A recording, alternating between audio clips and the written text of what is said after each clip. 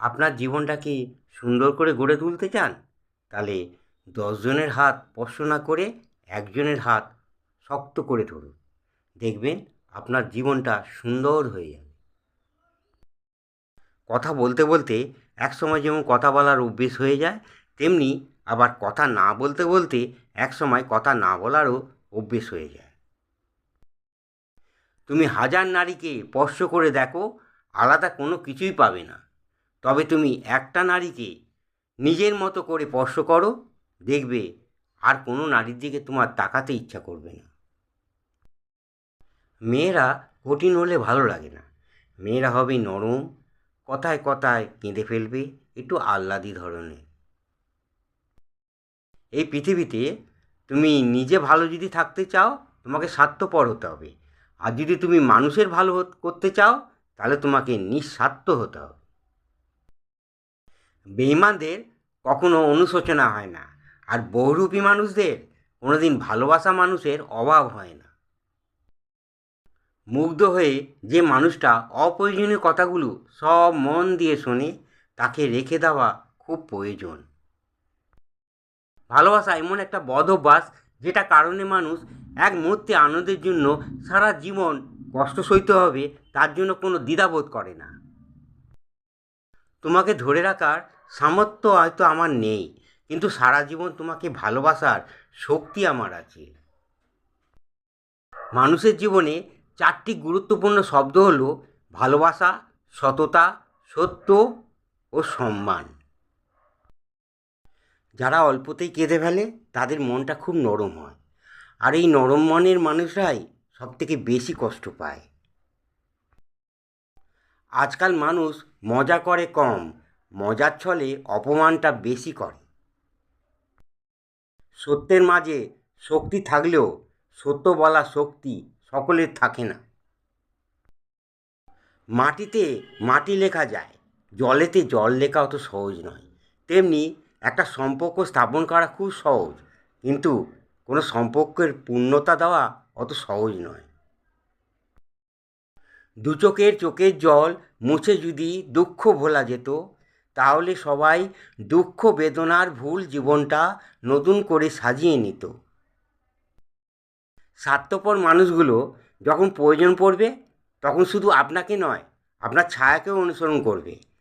আবার যখন স্বার্থ ফুরিয়ে যাবে, তখন শুধু আপনাকে নয়, আপনার ছবি দেখলেও মুখ ঘুরিয়ে নেবে।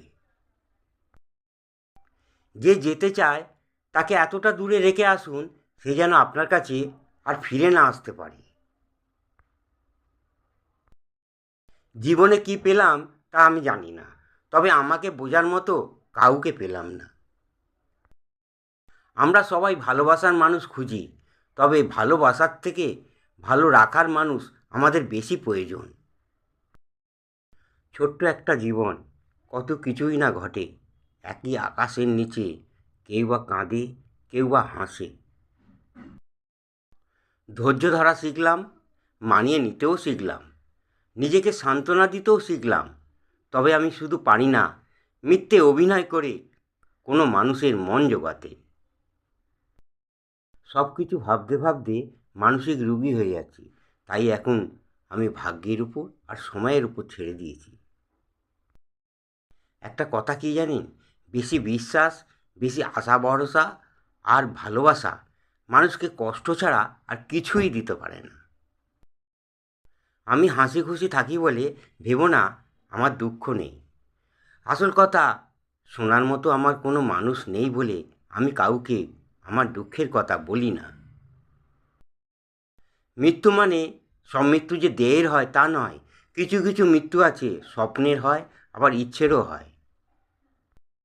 আপনার জীবনসঙ্গী কালো হোক, কুৎসিত হোক, আর যেরকমই হোক না কেন, শুধু প্রতারক আর চরিত্রহীন যেন না হয়। সমাজ সবসময় তোমার সমালোচনা করবে, কিন্তু তোমার বিপদের সময় সে কোনোদিন পাশে দাঁড়াবে না। ভালো মানুষের একটাই লক্ষণ, সে কোনোদিন খারাপ মানুষ চিনতে পারে না। রিলেশনের প্রথম দিকে মানুষ জীবনও দিতে পারে, কিন্তু অনেক পুরনো হয়ে গেলে সে একটুখানি সময় দিতে পারে না।